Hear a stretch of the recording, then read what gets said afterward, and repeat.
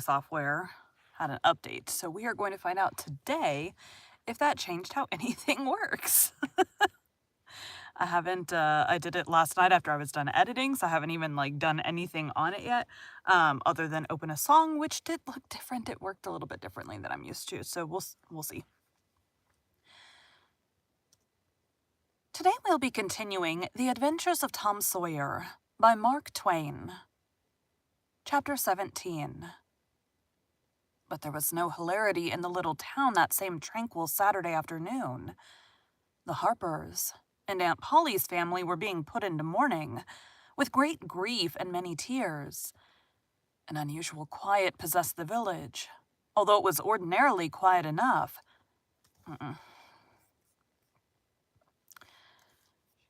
Although it was ordinarily quiet enough in all conscience, the villagers conducted their concerns with an absent air and talked little, but they sighed often. The Saturday holiday seemed a burden to the children. They had no heart in their sports and gradually gave them up. In the afternoon, Becky Thatcher found herself moping about the deserted schoolhouse yard and feeling very melancholy. But she found nothing there to comfort her. She soliloquized. Soliloquized, whatever. Mary? Becky's who's talking. Becky Thatcher? Oh, if I only had a brass andiron knob again, but I haven't got anything now to remember him by. And she choked back a little sob. Presently she stopped and said to herself, "It was right here.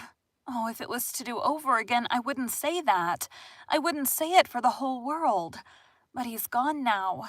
I'll never, never, never see him any more." This thought broke her down, and she wandered away with tears rolling down her cheeks. Then quite a group of boys and girls, playmates of Tom's and Joe's, came by, and stood looking over the paling fence and talking in reverent tones of how Tom did so-and-so the last time they saw him,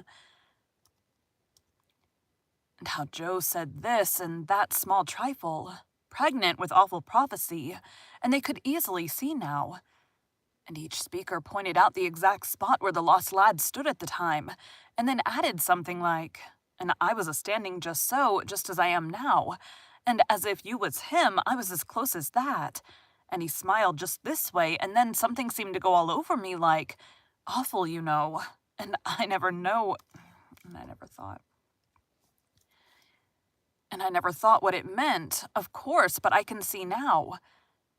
And there was a dispute about who saw the dead boys last in life, and many claimed that dismal distinction, and offered evidences, more or less tampered with by the witness.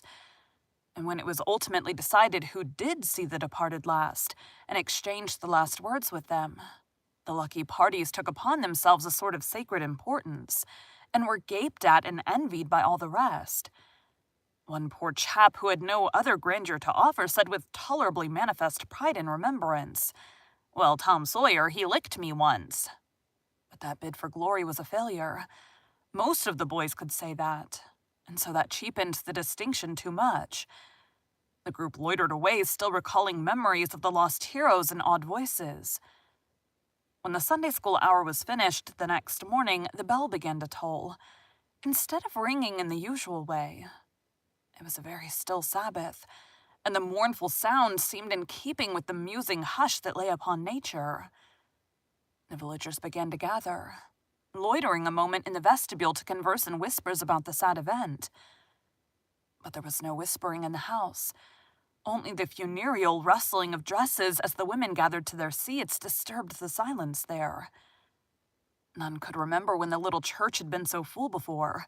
There was finally a waiting pause, an expectant dumbness, and then Aunt Polly entered, followed by Sid and Mary, and they by the Harper family, all in deep black, and the whole congregation. The old minister as well rose reverently and stood until the mourners were seated in the front pew. There was another communing silence, broken at intervals by muffled sobs, And then the minister spread his hands abroad and prayed. A moving hymn was sung, and the text followed, "I am the resurrection and the life." As the service proceeded, the clergyman drew such pictures of graces, the winning ways, and the rare promise of the lost lads at every soul there. Thinking he recognized these pictures, felt a pang in remembering that he had persistently blinded himself to them always before, and had as persistently seen only faults and flaws in the poor boys. The minister related many a touching incident in the lives of the departed, too, which illustrated their sweet, generous natures. And the people could easily see now how noble and beautiful those episodes were, and remembered with grief that at the time they occurred, they had seemed rank rascalities, well deserving of the cowhide. The congregation became more and more moved as the pathetic tale went on, till at last the whole company broke down and joined the weeping mourners in a chorus of anguished sobs, the preacher himself giving way to his feelings and crying in the pulpit. There was a rustle in the gallery which nobody noticed. A moment later, the church door creaked. The minister raised his streaming eyes above his handkerchief and stood transfixed. First one and then another pair of eyes followed the minister's. And then almost with one impulse, the congregation rose and stared while the 3 dead boys came marching up the aisle, Tom in the lead, Joe next, and Huck, a ruin of drooping rags, sneaking sheepishly in the rear. They had been hid in the unused gallery listening to their own funeral sermon. Aunt Polly, Mary, and the Harpers threw themselves upon their restored ones, smothered them with kisses, and poured out thanksgivings, while poor Huck stood abashed and uncomfortable, not knowing exactly what to do or where to hide from so many unwelcoming eyes.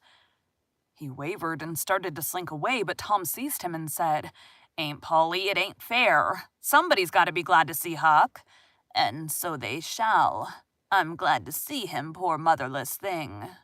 And the loving attentions Aunt Polly lavished upon him were the one thing capable of making him more uncomfortable than he was before.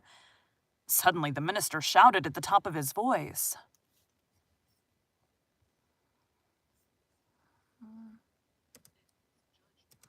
"It was a judgment. Praise God, from whom all blessings flow. Sing and put your hearts in it." And they did. One old 100 swelled up with a triumphant burst, and while it shook the rafters, Tom Sawyer the pirate looked around about the envying juveniles about him, and confessed in his heart that this was the proudest moment of his life. As the sold congregation trooped out, they said they would almost be willing to be made ridiculous again, to hear Old 100 sung like that once more. Tom got more cuffs and kisses that day, according to Aunt Polly's varying moods, than he had earned before in a year, and he hardly knew which expressed the most gratefulness to God and affection for himself. Thank you for joining Bite at a Time Books today, while we read a bite of one of your favorite classics. Again, my name is Bree Carlile, and I hope you come back tomorrow for the next bite of the Adventures of Tom Sawyer. I'm debating. So in case you guys don't know, whoever sees this, I actually have 2 Bite at a Time podcasts. I have this one, and then I have Behind the Story, and I'm contemplating combining the 2 and releasing the Behind the Story, because Behind the Story comes out it used to be weekly, and then I changed it to where now it's just kind of, did that really just clear out? Okay, it looked like it was going to clear out it saved my folder. Nice. I was debating, or I am debating, dropping them in the same feed and releasing Behind the Stories as bonus episodes. I'm still thinking it over. I'll probably take a week or so before I actually decide what I'm doing. But anyways, that is all. Thanks, guys.